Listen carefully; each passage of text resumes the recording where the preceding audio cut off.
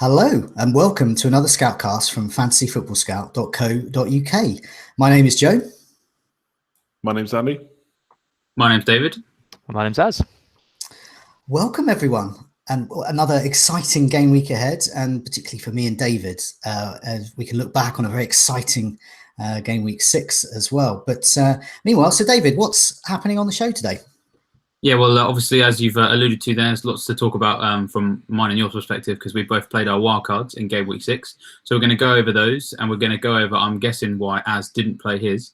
And of course, we'll talk about Andy's week as well. They'll have a look at some of the rough with the smooths.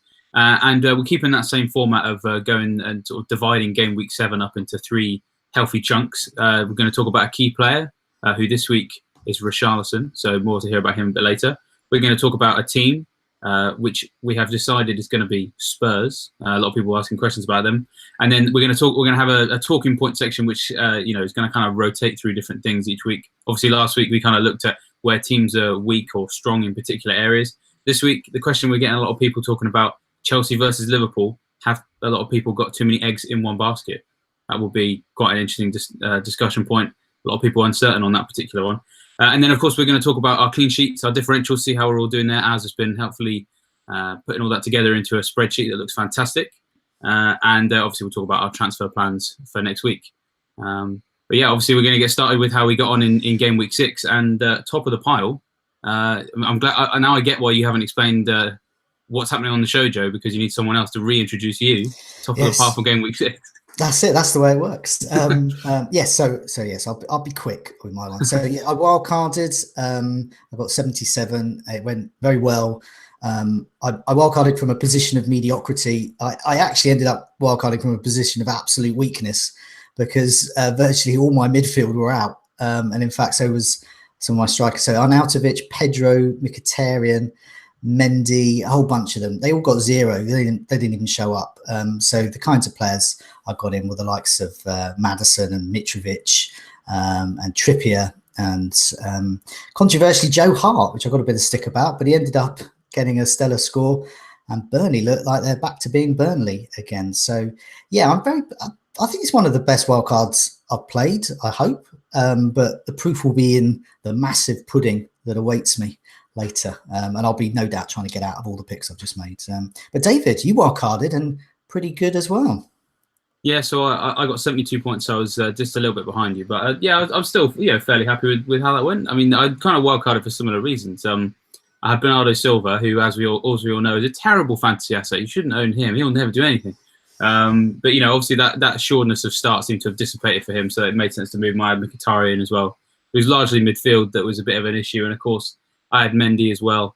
And my bench wasn't looking too healthy. And, when you've got expensive players who aren't playing, you kind of need someone to bail you out. And I just didn't really have anyone to do that. So, yeah, I pressed the button and, 72 points. I mean, it was a little bit frustrating because Hazard was one of the big reasons why I wildcarded, as I think was the case with you, Joe. And we all, I think, expected more out of that West Ham game than we got. But I feel more set up sort of going forward now. So I got Hennessy and Patricio in a rotation, which was better than Fabianski and Foster.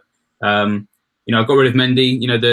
We were lucky in a way that me and you were on wildcards in the week where that happened, because people who weren't wildcarding are kind of in an ahhing even now about what to do with them. So I basically threw at that a bit of extra money to make sure that I could get Salah and Hazard, replace him with Yedlin, who I've had a little bit of stick for as well. I think it's a good move.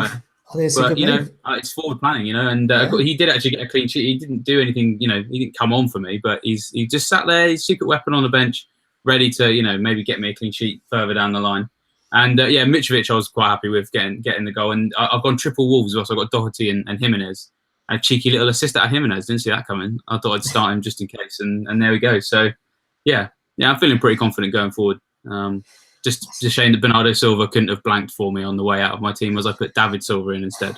It's always the way, though. You get a good week and then you always have a look, what could have been? Could it have been even better? Yeah. But I think you should be rightly very pleased with that wild card. So now, we'll come to Az next, but I just wanted to interject. Andy had a great wild card last week. We've had good wild cards now.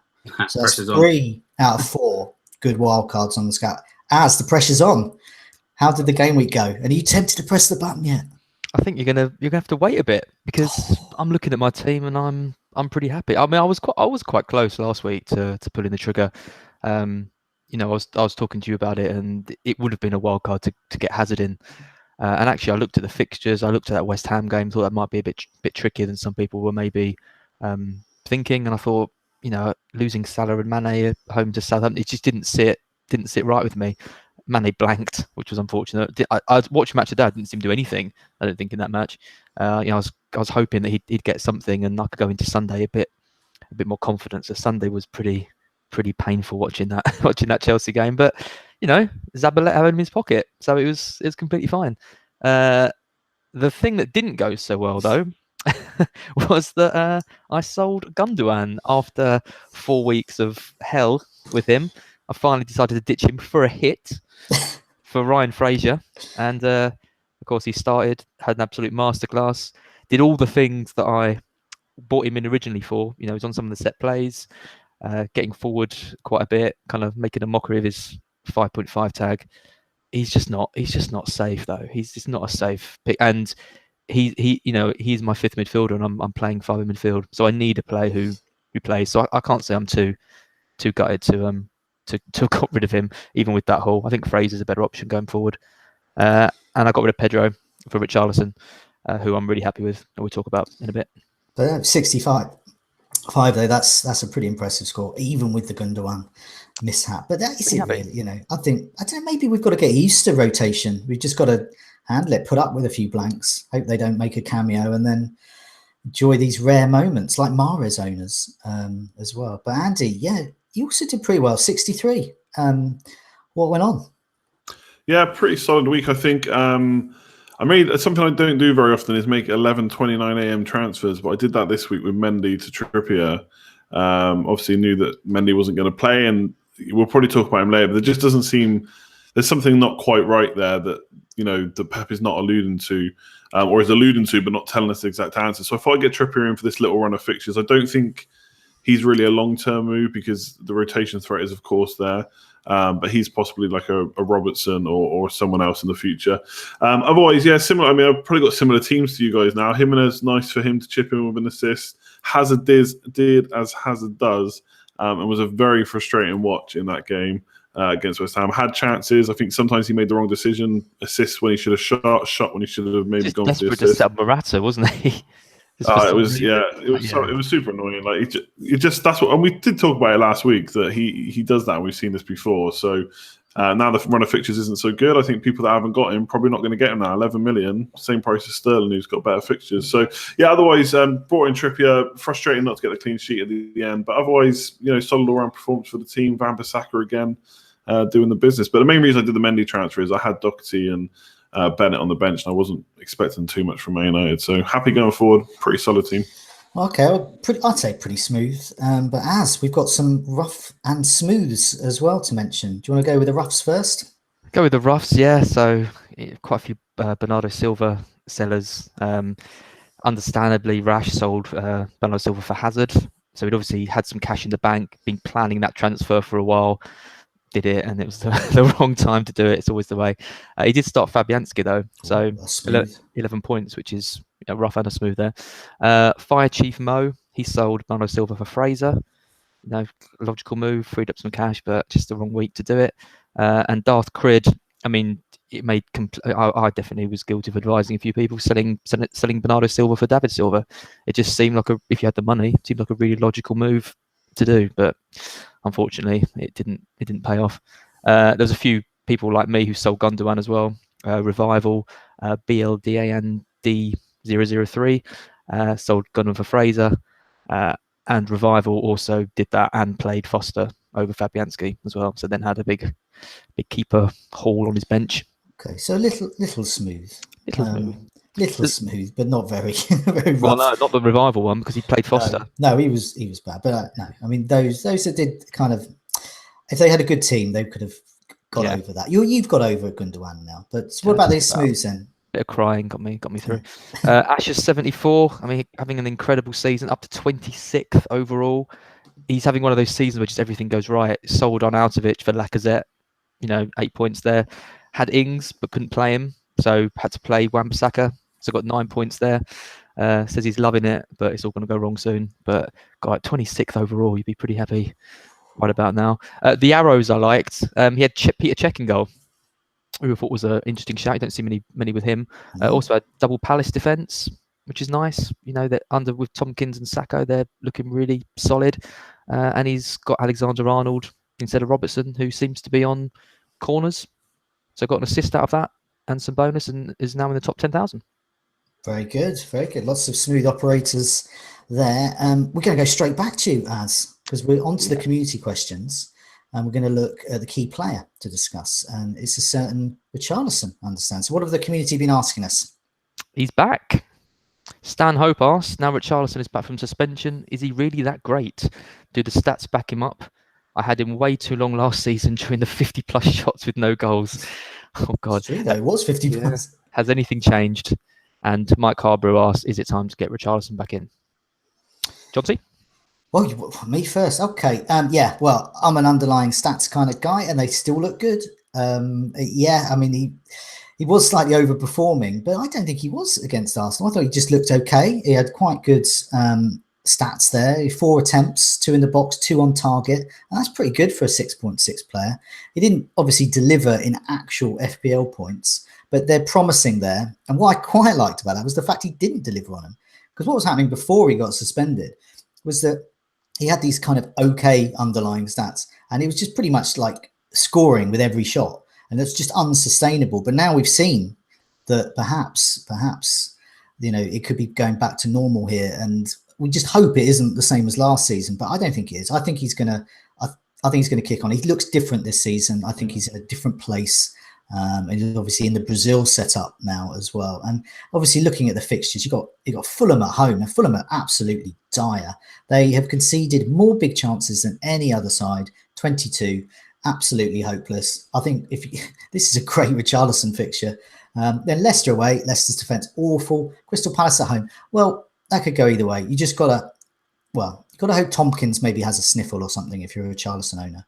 But and then it just goes a bit hit and miss. But now is Richarlison time, I think. I think if you wait until, say, game week 10, it becomes less Richarlison time because you've got Manchester United away, then a good fixture against Brighton, then Chelsea away, good fixture against Cardiff, Liverpool away. You get 1 in, 1 out. And for 6.6, I kind of like to see a bit more of a sea of blue in those fixtures there.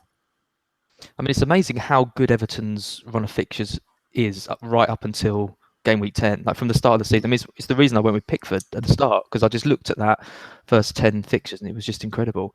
I mean, Richarlison started so strongly, didn't he? You know, with all those goals at the start of the season for the red card. What do you think, David? Yeah, I mean, it's definitely one of those things where I think it's about the timing, because as you say, if you wait a little bit, then yeah, it becomes a bit, as you say, hit and miss.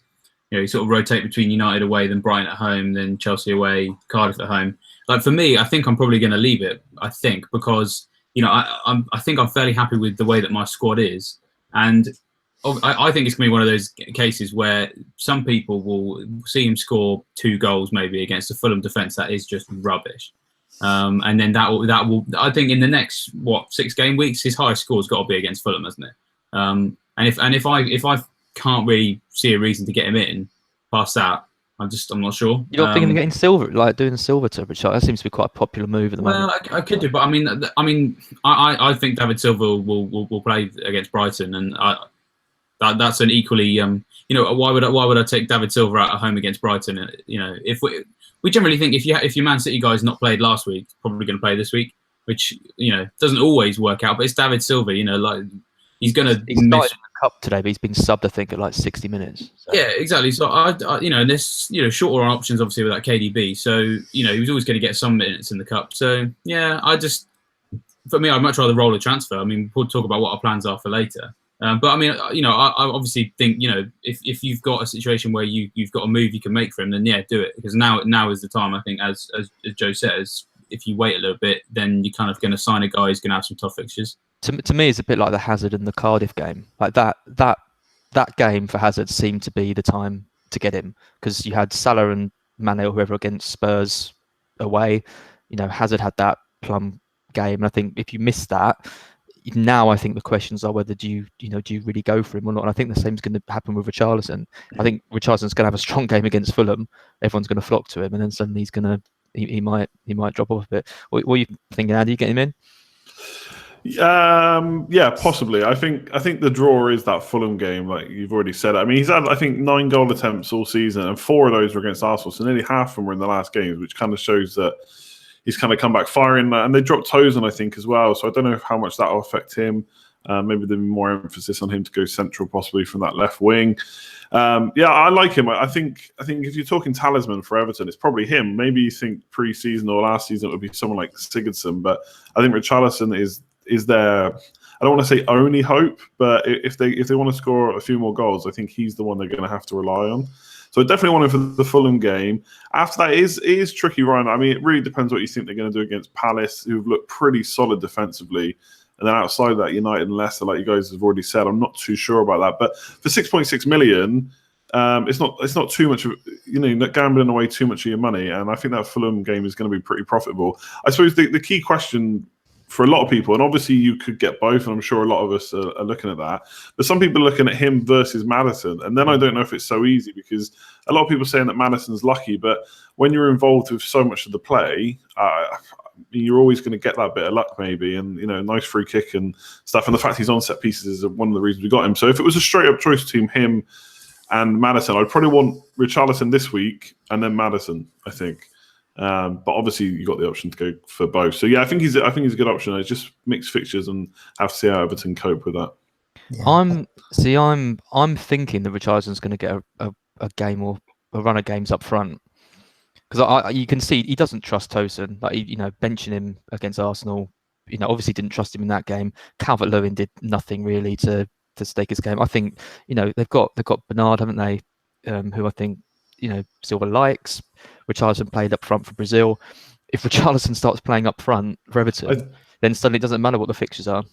Yeah, and I think didn't Calvert-Lewin last year play on the left a bit as well. I don't think he just play striker, so they could just swap and he could be central. Like I said, I do think he's their best attacker. I don't think there's any questions about that. Maybe Sigurdsson from kind of creative point of view, but from scoring goals, it's going to be Richarlison. So I think they're going to try and push him more central. I think they have to. I just don't see who else can do that unless they want to rely on Walcott. He was brilliant against Arsenal in the first half. Kind of dropped off a bit. The whole Everton team dropped off in the second. In that first half, he took it on his chest, didn't he, away from Bellerin, I think, and had the shot. And every time he got the ball, he looked like he was going to do something with it. And that to me is exactly the kind of midfield you want. I think the Fulham game is going to be the most profitable.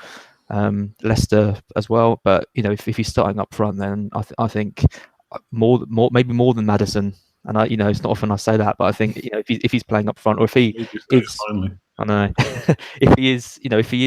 if his heat map shows that he's getting further forward than he did maybe at the start of the season, then I think he's pretty much as essential as it gets, because Everton are really attacking under Silva. They can't defend, so they've got to go for it. Yeah, as now any other players that we've been getting lots of questions on? Yeah, so when I was thinking about my wildcard team, the player I was actually most excited about getting, and one of the things that really nearly pushed me into it, was Lacazette, because it kind of looks like he's got this striker spot now down. Now he was rested in Europe, looked pretty frustrated on the bench, but didn't come on. He's on a great run of form. He's getting goals, he's getting assists. He scored a fantastic goal against Everton. So Stanhope says, has Emery finally found his attacking formula for Arsenal? Does this mean Lacazette is a great option? KTK Iniesta says, is Lacazette too much for 9.4, with the likes of Mitrovic providing excellent value up front?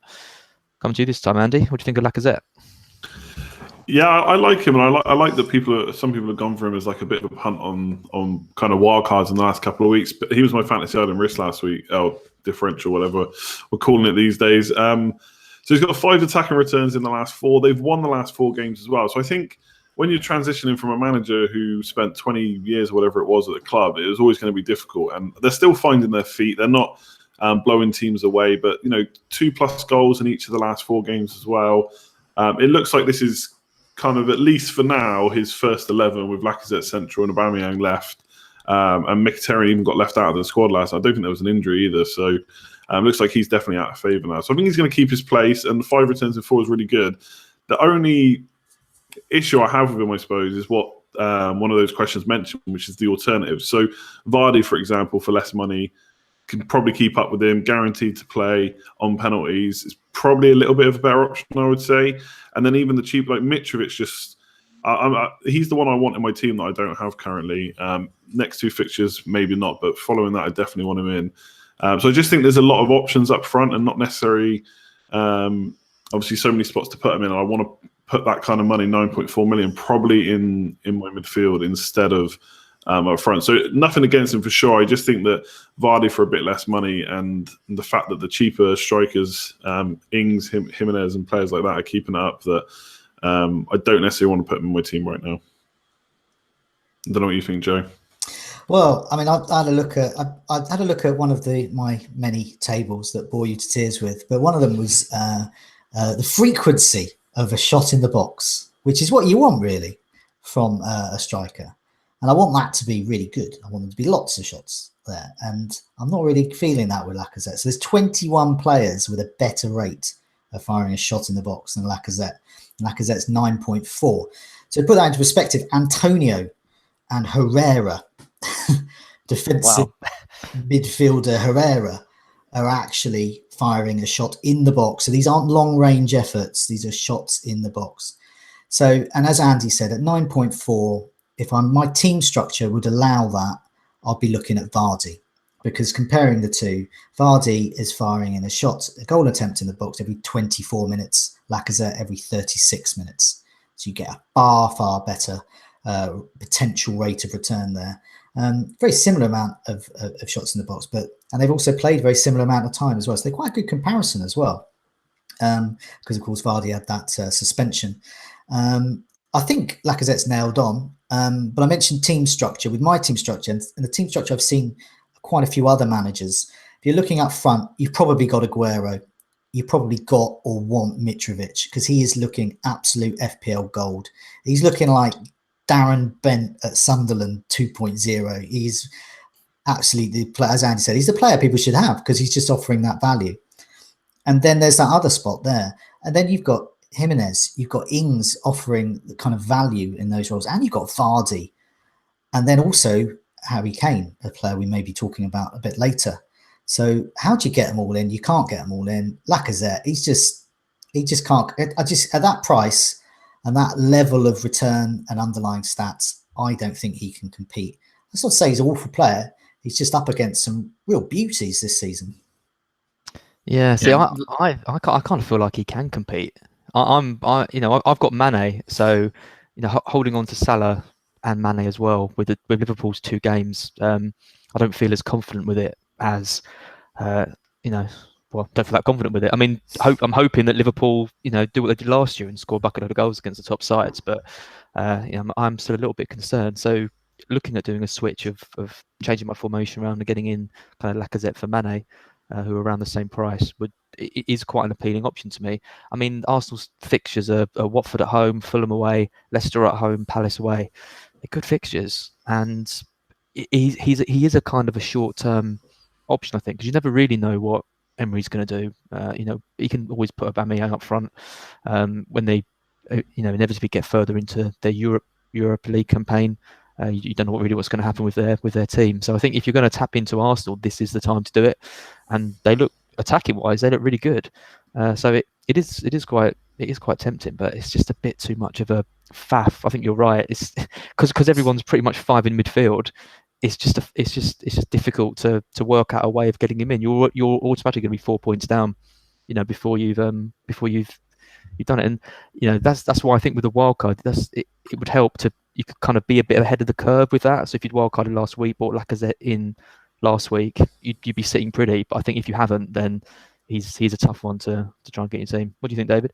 Yeah, I had him at the start of the season, so it's really annoying watching him get these goals now, because I came out and said I reckon he can match Aubameyang if he plays, and then I sell him because he doesn't play, and then when he does play, he's doing bits. David, you're such a hipster. You just got him in before, and then it was like before it was cool. I've got the first album. Yeah. But really, that just brings it back to the idea about structure, because I moved him on because the structure was becoming clear by game week 2 or 3, whenever I got rid of him, that we only really needed Aguero up front. There were so many mid-range options, because I think I brought in King possibly, or maybe I brought in Ings. I think I brought in Ings actually. Yeah, who, as we've already talked about, is offering great value. So and that basically just enabled me to get a bit more in midfield. So that's kind of like the same point you guys have made, but in reverse. Like, I kind of made that decision in game week 2 or 3 when it was clear at that stage that fitting him in wasn't going to work. Obviously, it's different now because when I moved him on, he wasn't playing. I mean, in a way, I wonder if people who haven't wildcarded yet, but think they may in the next couple of weeks, could also be a good time. Sometimes you make the odd transfer sort of because you've kind of dead-ended your team on purpose. He could be someone to look at because he's 5.1 or something like that. He's still a differential in my mind, because Aubameyang is still kind of more popular just because he's seen as the more nailed-on option. But as we've seen in the last couple of weeks, it's all going through Lacazette now. And as long as he doesn't get in trouble from Jeff Shreves again, he should be fine. So, well, you look at the sort of premium players now, and you've got Aguero, who's obviously the essential pick. No one's dropping him. But you look at Salah, Hazard. You look at Kane. We're going to talk about in a bit. Mane's kind of got off the boil a bit. The Tottenham mids. There's no one really that kind of none of these premium price players apart from Aguero who you go mad for, or captain or anything. So I think if you're looking, if you're quite far down the rankings, I think Lacazette. Well, even if you're not, I think Lacazette is a great differential pick if you're looking to shake up your team a bit. I think you could do without Hazard or Salah for the next couple of games, and I think Lacazette's going to outscore on both. Okay, so let's move on to the team that we're going to be. We've had some questions about. Andy, who's that, and what have the community been saying? Yeah, so looking at Spurs, who've got a mini run of good fixtures, not maybe long term, but in the next kind of 2 or 3, they got a nice set. Huddersfield away, and then Cardiff at home in game week 8. And for anyone that hasn't maybe looked, game week 8 is maybe a little bit tricky for captain. I think Hazard's got Southampton away, and Liverpool play Man City, so potentially not going to want to captain the likes of Salah and Aguero, whereas Spurs have Cardiff at home. So people are looking at that. So the questions come in from, I should have looked at these names before we open this. It's tough, isn't it? It's deliberate. Akin. I'm going to go with that. Babkin must be. Yeah, that guy or girl. That's why I interjected. I'm hopeless with these names. We should get trigger lips to read some of these out next time. That'd be amazing. Yeah, boom, a wang, a bang, a bang. They say, do we need Tottenham assets in general because of their fixtures? So defenders, midfielders, or even Harry Kane. Rhino says, can Kane win the fixtures over form debate? So hasn't looked too great. We've commented on that as early as or as late as last week. But now people are looking at bringing him in. And then last question from Sue Flotten Tinzet. I should have looked at these before. It's just Sue. It's a man called Sue. Yeah, it's just Sue. Is it worth losing a Liverpool midfielder / making 2 transfers, which is something I'm looking at, to get Kane in for the next 2 games? So we'll start with David on this one. So Spurs players in general and Harry Kane especially. Yeah, it's tricky because they're the team that I fear not having any coverage for, because it's those next 2 fixtures, isn't it? Because a lot of the big teams are all playing each other. And in a way, I kind of, I'm almost chastising myself for not making more of an effort to kind of notice this when I was planning my wildcard. I mean, I was obviously aware of the fixtures, and I knew that there was tough games for my Liverpool and my Man City and my Chelsea options. But I was just kind of very much, I didn't want to move them on because I felt that they could still do well in those fixtures. But yeah, just Huddersfield and Cardiff. I mean, if we're talking short term moves like sort of with Lacazette, there's a lot of people talking about. Moving those Liverpool assets on or Chelsea assets on to get Kane in for those 2 games because it just looks so good. I think the Spurs might not might not look great defensively, but they're just about getting back to where we expect going forward. And the key thing with Kane, as we sort of discussed earlier this week, what worries me even more is what we have been talking about is that his underlying statistics have been poor, but then against Brighton they were very much back to usual and. 5 shots in the box, I think it was. I think only 1 was off target. So that is the kind of Kane who, going into games against Huddersfield and Cardiff, that does make me worry quite a lot. And I think the other factor, of course, is that he's still been fairly well owned anyway, because he's one of those players that the the more casual players, dare I say it, have had. I mean, a lot of it. He's one of those people who benefited from the England World Cup run. So Trippier is another one. Trippier, when he assisted Kane's goal at the weekend, I mean, that's a rank killer for people who don't have either of them, because they're in a lot of teams. Assisted Kane's goal. Well, yeah, you know what I mean. Charming with that you were. But yeah, it's one of those ones that makes me worried. Like, when you see those two types of players getting returns, especially now as people like us are starting to think about it as well. Those ownership figures over those three or four games are gonna go up. So then it makes me feel like my hand should be forced a bit, I guess, because the Kane and Trippier especially getting anything is going to damage my rank. I don't know what you guys think.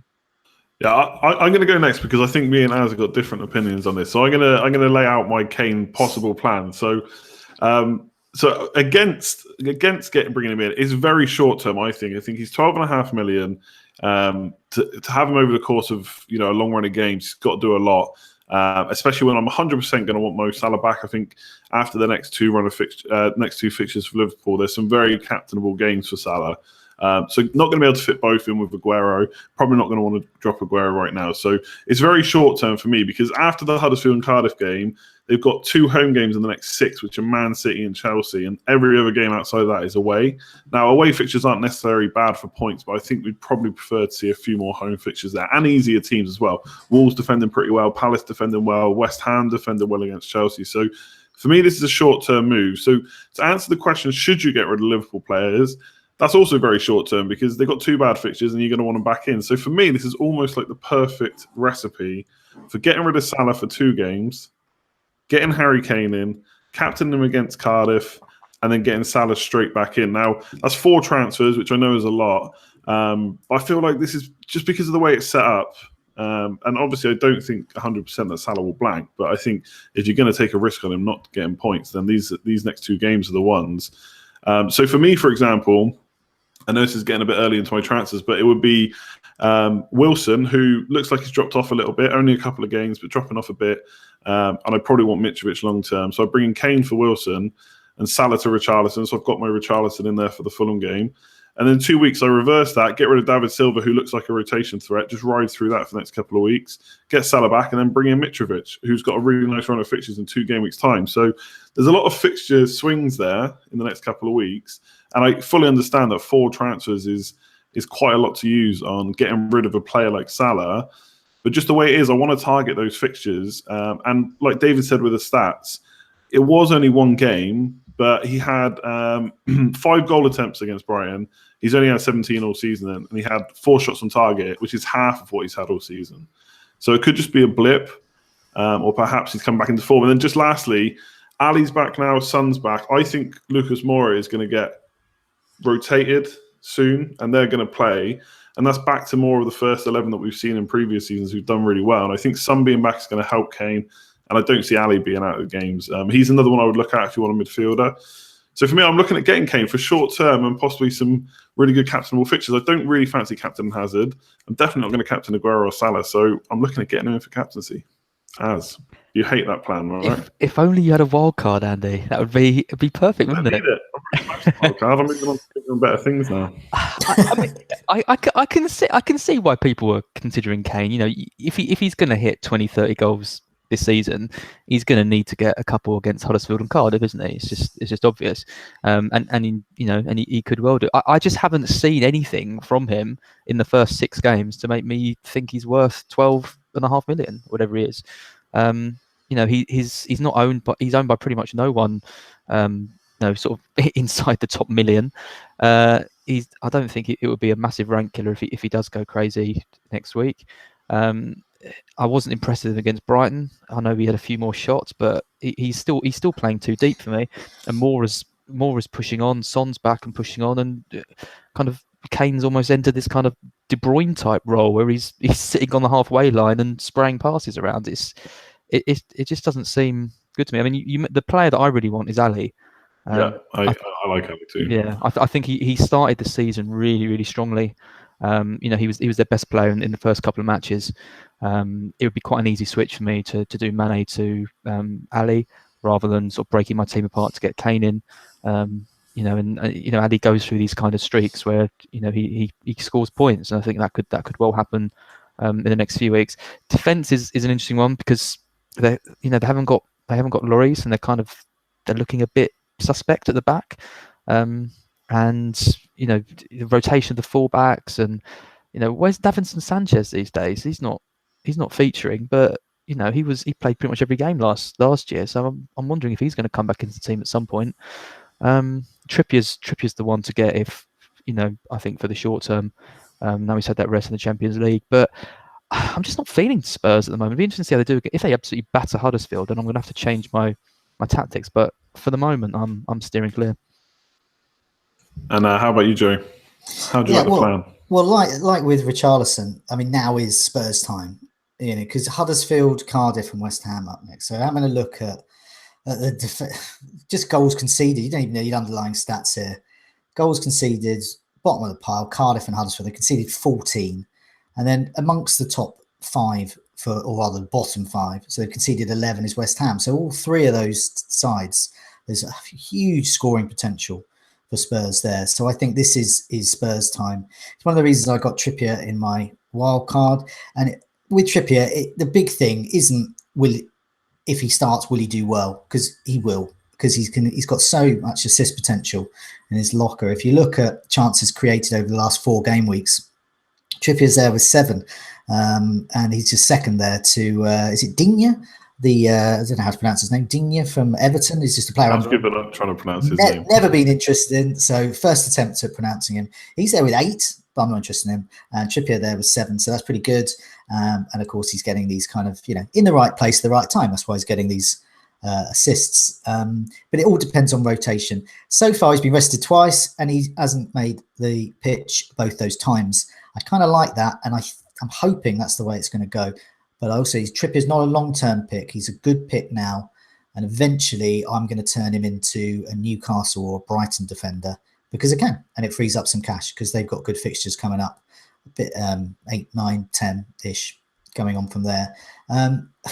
Ericsson doesn't appeal to me. He usually is my default option in midfield because Trippier's taken a lot of his set pieces from him, just completely diminished he's just now overpriced.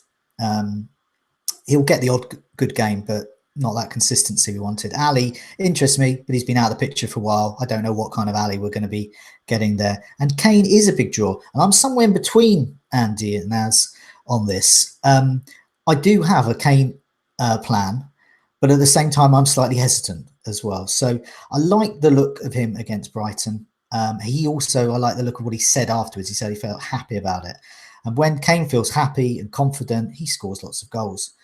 And he's got the opportunity with those teams. So I'm tempted by something like exactly what Andy was saying, really. I've got Ings, who at the moment I'm going to be benching at the moment, of swapping Salah and Ings out for Kane and Knockhart, the guy that ruined my clean sheet. But I didn't mind because I'm a Brighton fan and Knockhart. And it's great to see him do well. I do urge people to search for this article in the Argus, the local paper at Brighton, where the Albion reporter Andy Naylor interviewed Knockhart. Knockhart was very powerful interview about mental health. Men's mental health is a big issue on. If people listen to FPL General's podcast, excellent podcast, he's been mentioning and campaigning around men's mental health issues. Read it, and you'll have some idea of what was going on with Knockhart last season. And he's doing really well. And I really got my eye on that move. Knockhart and Kane in temporarily. I'm getting him in, I think. Anyway, get him in. Harry Kane? Yeah, no. Knockhart. Harry Kane's old news. What about Knockhart this year? Andy, Az has moved on to bigger things. Knockhart. One other thing I suppose we should mention about Spurs in general is 2 nice fixtures sandwiched either side of Barcelona, which... For Trippier, I don't know which ones he's going to play in there. Maybe he'll play in the 2 Premier League ones and they'll carry on with Aurier, but good point, I just don't know. And I'm sure Kane and the likes of Ali and Ericsson will play all 3 of those games, but obviously you don't know what kind of Ali coming back from the injury. Yeah, he only played 12 minutes. A little bit worrying. And just one more, just one more thing about value, because obviously people kind of saying in chat and stuff that surely Lacazette plus 3 million is better than Kane in the short term. And I think with value, like you've got to spend this money at some point, and you spend big money on players like Salah and Kane because obviously Kane hasn't been consistent this year, but because you get those big scores out of him. At some point, you've got to spend that money, and you're not paying for a value player that are points per million or whatever it is. You're paying for consistency and hopeful of big scores. So for me, in the short term, I actually think Kane's probably better than Lacazette. But longer term, I would say that Lacazette might be a better option if Kane carries on in this form, especially with the fixtures they've got coming up. So I'm fully aware this is a short-term move for potential for big points, but it could also be a disaster. There's no reason why Salah can't score in both of the next 2 games. So I'm a little bit worried about it, but I kind of want to attack it. I want to attack the fixtures. It's that Cardiff game, isn't it? Because there's no other really good captaincy options that week. And you look at that Spurs game against Cardiff and you think, oh, that's there's Hazard against Southampton, and I do sometimes I get worried about having a player like Hazard and then purposely trying not to captain him because then I just expect that he'll probably go mad. I don't know. I just get frustrated watching Hazard. I just think for 11 million, I've got him in my team already. I obviously picked him up a little bit cheaper, but I don't know if I ever really want to captain him. He can be consistent. He has been this season, but just hasn't. I just feel like he hasn't got that eye for goal, and he's not going to get those big hauls that often for that price. So that's why I'm looking at Kane. I think looking at team structure as well. I mean, I've looked when I was wildcarding. I looked at all sorts of options with Kane because I always had it in my back of my mind. With Kane, you've always got to think about him. And I looked at it with Kane and Salah. It just doesn't work. Just doesn't work. They're just both too expensive. And it's one or the other. And that's why I settled on. And I did think that if I was ever to get Kane, it would definitely be Salah making way. And you're not losing any money, any kind of profit built up with Salah because he's actually plump. He's actually falling in price. So I think it's a good time to ditch Salah. And if someone had 2 free transfers this week, I think, and they can afford some kind of Richarlison or Fraser in for Salah and then bulk up a forward into Kane. I think that's a good move. I'm going to wait, I think, this week because I would like to see a little bit more of Kane and how Spurs rack up. And also, I've got a good captain this week in Aguero, but next week I don't think I have. Game week 8, I don't think I have. I could captain Hazard, as Andy suggested, but I don't like the sound of that. I don't know what, it just doesn't fill me with hope. Whereas Harry Kane against Cardiff, who, we always say this, let's be fair to Cardiff. They're absolutely atrocious and they're heading for relegation. And that's just being fair to them and being kind and generous. So I would look forward to that. Generous. That is kind and generous. Considering they've stolen a Premier League place from another team. God. Jeez, poor Cardiff. You're going to get in trouble for this. By the way, I'm doing it deliberately to wind up the Cardiff fans. We did have this last year where we targeted Kane for 2 really easy fixtures and it all went to pot. Well, another reason I said that as well, because so in 2 or 3 weeks' time, when I get Kane in and captain him and he gets nothing against Cardiff, and in fact Cardiff end up drawing or something, then all the Cardiff fans can quite rightly have a good go at me, and I will welcome it with big open Welsh arms. But yeah, so David.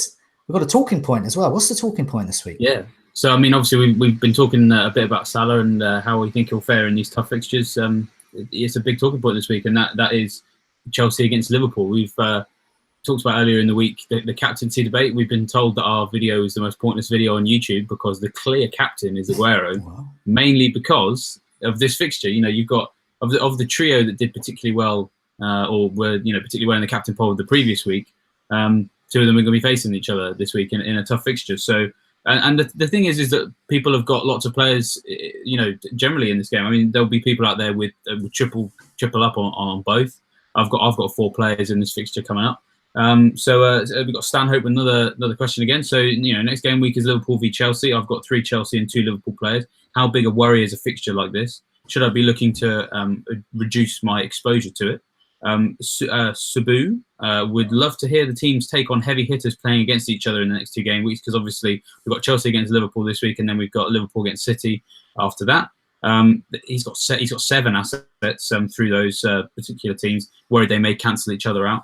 And Badini's kind of gone down the route that I think me personally I'm kind of discussing within myself is which Chelsea and Liverpool defenders should you play, or should they be dropped? Because I think I think a lot of people will be confident in playing Salah and Hazard, for example, in these fixtures. But it's when you look at people like Robertson and Alonso that it really kind of makes it tough, because do you bench someone that expensive, or do you trust them for their attacking returns?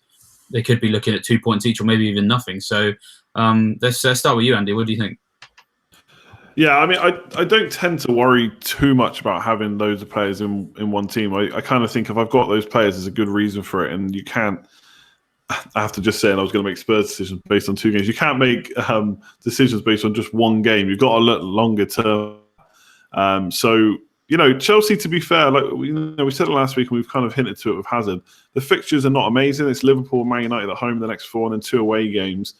But I don't want to get rid of Alonso. I don't think, maybe knee-jerking on Hazard comments a little bit, but probably, if you've got him, you're probably not getting rid of him either. And then for Liverpool, it's 2 tough fixtures. We've known about these 2 fixtures for ages. We've talked about it loads. And then it turns into Huddersfield away, Cardiff at home. They're good fixtures. You're going to want your Liverpool players there. Now, I don't necessarily think that longer term Salah and Mane, who is what most people have got, is probably going to cut it. But Salah and Robertson is fine. And then for playing, I would play all of them unless you've got someone really good on the bench. Like, for example, a lot of people have got Wan-Bissaka. He's got Bournemouth away. I don't necessarily see a clean sheet there. I'd much rather play Alonso or Robertson, who've both got clean sheet potential and both got attacking returns potential in this. The one player that I've got that I own that would maybe make me consider dropping one of those 2 is Doherty, because I think Wolves have got a very good chance at a clean sheet against Southampton. And he's got attacking potential, so you could drop him for one of those. Play Doherty against Southampton. Exactly. Oh, yeah, so if I had someone like that, I'd maybe think of dropping Alonso or Robertson. But generally, it's just one game. They're highly owned. Everyone else is going to be in the same position as well. And anyone that's not in the same position doesn't have those players outside of this fixture, and maybe are going to struggle. So it doesn't really worry me too much about having lots of players in these games. If they have a lot of these games constantly, like if Liverpool are going to constantly play these top teams, which they have done. Spurs, Chelsea and Man City. But if you're not getting rid of them at this point, there's only a couple more to go. So I'd always probably look at keeping them myself. Yeah, I think that's the key, isn't it? It's those Liverpool fixtures after these tough ones, isn't it? We're looking at how we're going to get Kane in for these 2 easy fixtures. But in 3 weeks' time, if people have ditched off Salah and Robertson, it's going to be exactly the same debate about those players. I mean, do you think the same, Al? Yeah, and you look at the things. You look at Liverpool's results against the big sides last season, and we talked about this in a Scoutcast, I think maybe last week or the week before, is a lot of the time you kind of have to switch Liverpool's fixtures round because they score bucket loads of goals against the top sides. They have thrillers with so many of these teams. City, Arsenal, Chelsea. They scored loads of goals against them last season. No reason why they can't do it again. They're a better team this year. I think Liverpool are gonna beat Chelsea comfortably at the weekend. I just don't. I mean, I watched Chelsea against West Ham, and the whole game, and for a lot of the season, I've been wondering just how Chelsea are doing so well because their team just isn't that good. Like they've got Rudiger and David Luiz at centre back, who I think, a decent attacking side can get at time and time again. I don't think Alonso's entirely comfortable at left back. He says he is. I'm not entirely convinced. Their midfield, I mean, Kante and Jorginho, obviously brilliant, but Kovacic, I don't necessarily. Kante is so weird. It feels like he's just being wasted where he plays. You keep seeing him like running into the box and being on the wing. I know, why? He's just wasted there. That's not what he's there for. He's just running around like a bit of a hooligan, isn't it? What is Kante going to do to Liverpool in attack? Seriously, nothing. Okay, against a big team, maybe it's good to have Jorginho and Kante to kind of mop up and take away some of the attacking pressure that will come from Liverpool, but he's not going to threaten them in attack. So I find that a bit wasteful. I know, and like Van Dijk is going to be able to deal with Giroud, and like they bring on. I mean, they bought on Morata and Barkley at the weekend, and you think, God, you're chasing a game and you're bringing on those two. I don't know. I just look at Chelsea. I'm just not that impressed. I mean, Hazard is so good.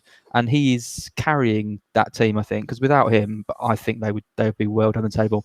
And this is the same as what Bedini asked is with the defenders.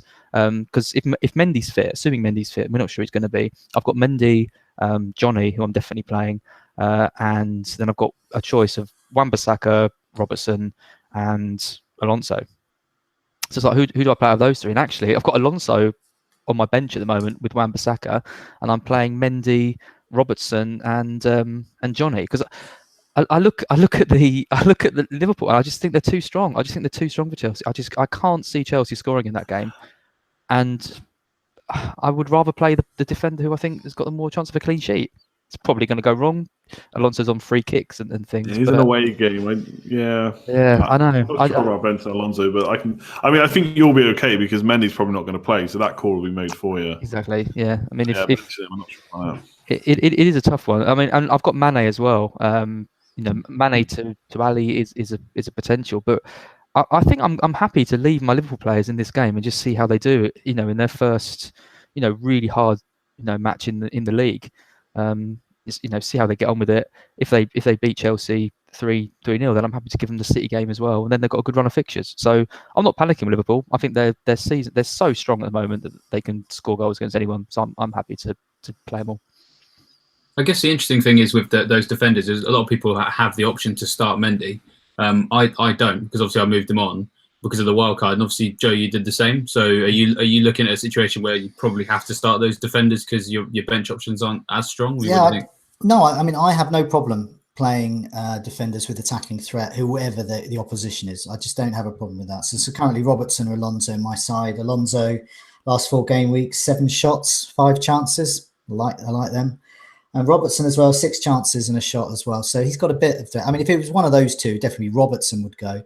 But I don't mind. If they've got attacking threat, I don't mind who they're playing. So I remember years ago, playing, for example, I remember Chelsea going away to City.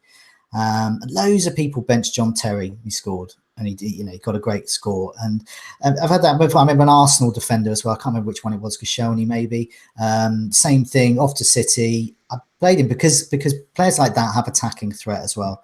I'm happy playing Salah and Alonso. With Alonso, it's attacking threat. A clean sheet would be a bonus. I actually don't want him to because I want Salah to score. I just want them both to get attacking points. And it's the same with Hazard and Robertson.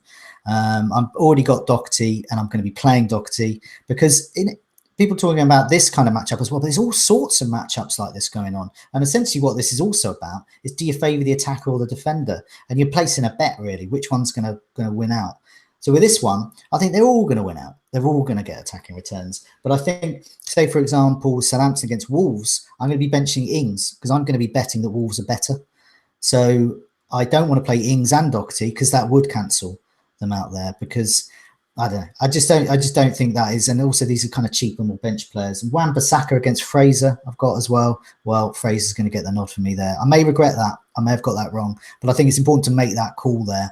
But I think for these big sides like this, I think anything can happen. But I did have a look. Historically, it's not a big goal fest. So the last time there was any of these two teams in their last 4 scored more than 1 goal was back in September 2016. And the scores since have been, so that was 2-1 to Liverpool. And then it was Liverpool-Chelsea was 1-1, Liverpool-Chelsea 1-1, Chelsea v Liverpool 1-0. So it's not a big scoring one. So I think there could actually be a clean sheet for one of Robertson or Alonso here. I don't know which one. So I think, as I said, there's all sorts of possibilities there. And I think if you've got a player with potential to get points, you've got to play him, really, I think. And I don't think it messes things up too much. But I don't know. For me, it's the lesser teams I'm all worried about. The Bournemouth against Palace. Have I made that call right? I'm not too bothered about this one, to be honest. Yeah, I mean, I've got a similar situation. Wan-Bissaka, it just makes sense not to play him, but I know what you mean. Like, we've seen that Bournemouth can have a stinker, as they did at Burnley. They really could have possibly even won that game based on the statistics. They had more opportunities, and yet they didn't beat anyone. Be humiliated by anyone. It's ridiculous. They're a really tough team to pin down. Yeah, but they're very exciting when it goes right. Of course, yeah. I mean, the interesting thing that I've also got I could do is I could start Yedlin, but I don't know. I mean, are you ready for that, David? I don't think I am. But I mean, so that's why for me, I think I'm with, like we've all said, like those defenders just offer so much more, and yeah. I think they've got attacking returns. I mean, the thing with Alonso, if I bench him, is I don't know if you realise he is the top scoring player in FPL at the moment. He's on 52 points. Hazard's next. And I think as good as Liverpool are defensively, they're going to want to attack. There's going to be, Chelsea struggled against West Ham because they absolutely parked the bus. Liverpool aren't going to do that. So I think Alonso benching is a tough one. You've got a really good team, but Yeah, as are you actually thinking of benching Alonso? If Mendy's out, genuine? If Mendy's out, I think I will bench him because I'd rather play Robertson. It's a straight up call between Robertson and Alonso, and I fancy Liverpool in that game. Well, you got in the top 1,000 last year because that's a brave call. I think I look at Alonso and he's screaming at me from the little pictures with the little shirts. His little head pops up of that shirt on the screen. It says, "Don't bench me, you fool," and that's what it is. I know it'd be horrible experience on Saturday night, but I think I don't want to bench Robertson. I think he's offering pretty much as much attacking threat as Alonso, and I think Liverpool are a better defensive side. So clean sheet, and Mendy will be out anyway, so it won't matter. But I don't know it's going to be. It'll be a 1-1 draw, right? And it won't matter. Rudiger and Matip with the goals and no assists on either. Yeah. Just be like, why? They're both own goals as well. It was painful, like last week, wasn't it? Watching those Liverpool goals go in. It was like, own goal. Wrong one. Some players next. Well, let's move on to next game week then. As you're on spot the differential duty. Do you want to round differential duty? Yeah. Yes. So what I do is I kind of come to you all individually and just say how you got on last week and how you're doing in the season. Just a reminder that with this, we're picking players who've got under 5% ownership. So it's a bit different to last year. Kind of anyone goes as long as they've got under 5% ownership. And you'd be really surprised at the players who actually are owned by less than 5%. So I had first pick this week. So I went for Sané last week, who got 6 points, which maintains my 100% record this season. 2 out of 2. 100%. I'm taking it. And this week I'm going for Dele Alli. I couldn't believe he's owned by so few people. I guess the injury helps and Spurs' lack of form, but I think he's going to be back in the team against Huddersfield. I've already made my transfer this week, but if I was going to make another one, I would be looking at getting Ali in. I think he would be my Spurs pick for the next 2 games, so I'm going to go for him. Andy, you're next. Yeah. Sorry. No, hold on. I think good last week. Yep, you did well last week. You had Lacazette. Again, under 5% ownership. It's crazy. Still only 5% as well. Still only 5%, yeah. So you got 8 points and you got a 50% record this season. Yeah, so I've gone for Jamie Vardy. He's had 10 shots in the last 2 game weeks. He's only behind Aguero for that. I think it's 9 in the box as well. He's looked pretty good. I think, apart from Maddison, maybe creativity-wise, everything's going to go through Vardy for goals. So I think he's a good bet. The only downside, I think, for this week is he's playing Newcastle. They've been pretty good defensively. So I think the Yedlin pick is a good one for long term. I just hope that maybe Newcastle see this as a game they can probably win rather than, against the Man City or Liverpool or something like that. And they might not sit back as much. And if they don't, then Vardy can exploit that. And I think 4.1% owned for him. He looks, if you can fit him into your structure, maybe if you're, like as we were saying earlier about switching someone like Mane out and putting the money up front, I think Vardy long term looks like a really good pick. So that's mine. Definitely. Joe, you're next. You had Giroud last week. Good pick, but didn't get any points, and you haven't got any right this season. So who have you got to get your mark? Well, that's it. I mean, maintaining my 100% record of failure, I need to stop the rot. So yeah, we're mentioning similar players each week. So until you lot out there start buying these players, they're going to still be picked because these are great players with 5%. So I've gone for Sterling because he's still only owned by 3.2% people. And I'm going to probably pick him every single week until he gets above 5%. So that'll teach you. Anyway, so he's got 3 goals and assists and 3 bonus. He's brilliant. And I have no idea why his ownership is so low. I guess, I do know because people have got Aguero and they don't want to double up. But, it just seems weird that he's so, I'd say, just a gift for me, I hope, to finally get off the mark. That's a good one. So, David, you went for Josh King last week. Didn't get you anything. Again, the same as Joe. You're looking for someone to get you off the mark. Who have you gone for? Well, yeah, it does say here still to get off the mark, but I would like to point out I have 3 points to my name so far for spot the differential, as we've discussed this. It's kind of worse in a way, though, because that means you got 1 point last week. Yeah, well, exactly, yeah. If I get at least 1 more point next week, then I'll be able to take a 4-point hit and name 2 differentials the week after. Although I am joking, we're not going to do it like that. I'm just trying to remain optimistic. Yeah, no, this week I've gone for Gylfi Sigurdsson, who, I knew he'd have low ownership because obviously Richarlison seems the main man and everybody still kind of has Walcott fever. But yeah, 1.3%. That's just for a guy who's on set pieces for a very attacking team, I would have expected him to be at least above 5%. But it's hard not to go for him with that Fulham fixture. I mean, Fulham I feel like the four of us could probably score against Fulham. So, if a guy is under 5% and playing against Fulham, got to go for him. So he's going to get me off the mark. Yep, and he delivered for me a few weeks ago when I picked him. Yeah, exactly. And I totally didn't copy it or anything like that. Of course not. So clean sheets next. So again, I had first pick this week. I didn't make these rules. I'm not sure how they're made, but apparently, did I go last week then? Yeah, well, let's just pretend you did, because I may have made a mistake, but we can sketch over that. Well, we'll get rid of this week then. It's fine. So last week I went for Palace, got a clean sheet, 100% record in that as well. Not to blow my own trumpet too much, but come on, guys. This week I'm going for City because they're playing Brighton, and I had first pick, and it's by far the standout fixture. And I want to keep that 100% record. I can't see Brighton scoring in that game. Knockout kind of is our only threat, really. And I mean, it was a great goal against Spurs. Murray's still playing up front. He's got just no mobility at all. It's crazy. I mean, I was sure that Lacazette or Andone would be in by now, but Murray's still there. But I can't see it's troubling City. So they're my pick. David, you're next. You went for City last week. Yeah. Nailed it. 50% right for the season so far. Who have you gone for this week? Yeah, so this week I've gone for Spurs, which felt a little bit dodgy because they've only kept one clean sheet, and that was very fortunate that they kept that. That was obviously away at Man United. Romelu Lukaku doing his best to hand out some clean sheets there. But it's Huddersfield. I mean, but to do with the order, I mean, yeah, I would have picked City if I'd have gone first. So Spurs to me seem one of the next best option because Huddersfield still haven't scored from open play yet. And they seem very heavily reliant on maybe catching teams off guard at set pieces. And that, for me, does not sound like a game plan for scoring goals regularly. So you see that was really easy. You see that stat which was like they haven't scored more than one goal since January or something. Oh, they're rubbish. They're going down. I mean, if we're being fair to Cardiff, let's be fair to Huddersfield. They're going down too. Sorry, they can't. They play five at the back and they still just ship goals every week. And the guys up front, like Munier, is not even starting anymore. Depoitre is. And it's just. Yeah, Spurs will walk that easy. I wonder what you said then. I thought I was going to have to do with Jeff Shreves and English is my first language. You have to remember that. So Andy, you're next. You had Leicester last week. Didn't keep a clean sheet. You haven't got one right yet. Who have you got this week?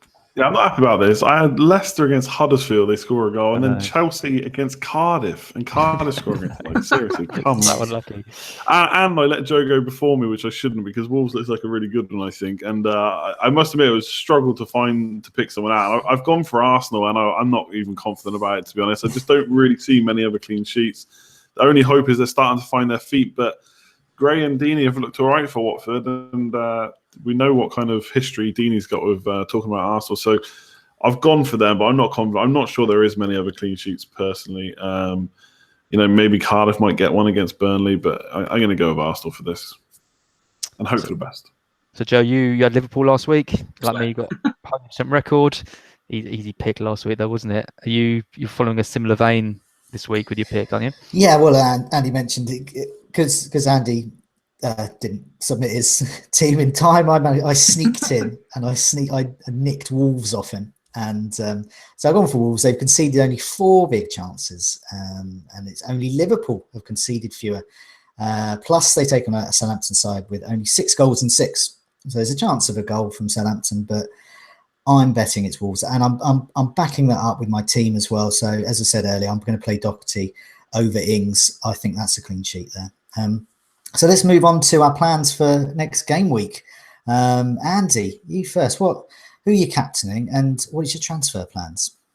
Yeah, I mean, captain's going to be Aguero. I'll be surprised if that's not 4 out of 4 for us. Brighton at home, Salah and Hazard are playing each other. Not interested in that. So Aguero for sure. A little bit worrying, as people have been pointing out. He's been coming off early, but hasn't played at all, I don't think, tonight. Or if he has, it's limited minutes. So hopefully he'll be fresh for that game. And it's Aguero. He can get the points in early enough, like within the first 50, 60 minutes, hopefully. And then transfers, I kind of already mentioned it. So I could make no transfers this week. I could do David Silva to Dele Alli. Could do David Silva to Richarlison. I'm very tempted to do the Kane move. It's going to cost me -4 wherever I do it this week. Basically, over the next 2 fixtures and bringing Salah back, it's going to cost me -4 in one of the next 3 weeks.